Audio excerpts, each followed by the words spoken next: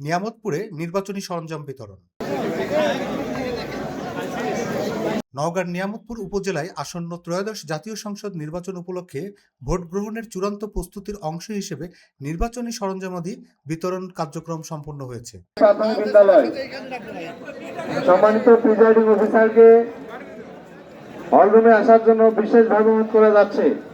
বুধবার সকাল 10:30 আনুষ্ঠানিকভাবে সরঞ্জাম বিতরণ শুরু হয় এবং তা চলে দুপুর 12:20 পর্যন্ত।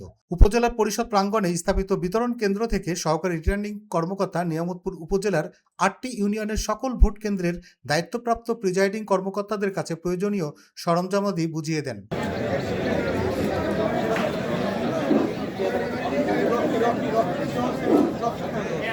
প্রতিটি কেন্দ্রের কর্মকর্তারা স্বাক্ষরের মাধ্যমে ব্যালট পেপার, ব্যালট বক্স, সেল, স্ট্যাম্প প্যাড, ভোটার তালিকা, ফলাফল শিট, সিলগালা খাম, অমোচনীয় কালি, অন্যান্য প্রয়োজনীয় ফর্ম গ্রহণ করেন।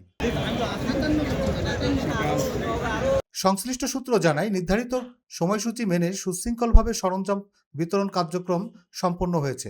বিতরণকালে প্রশাসনের ঊর্ধ্বতন কর্মকর্তারা উপস্থিত থেকে সার্বিক তদারকি করেন। দৃষ্টি আকর্ষণ করছি, আমরা এখানে দেখছি যে বারবার একটা জিনিস মিস হচ্ছে আপনাদের। আমি বলছি আপনাদের যে ব্যক্তিগত সিল, যেটা আপনাকে কেন্দ্রে নিয়ে যেতে হবে, সেই সিলটা আপনারা সাথে নিয়ে আসবেন, পকেটে রাখবেন।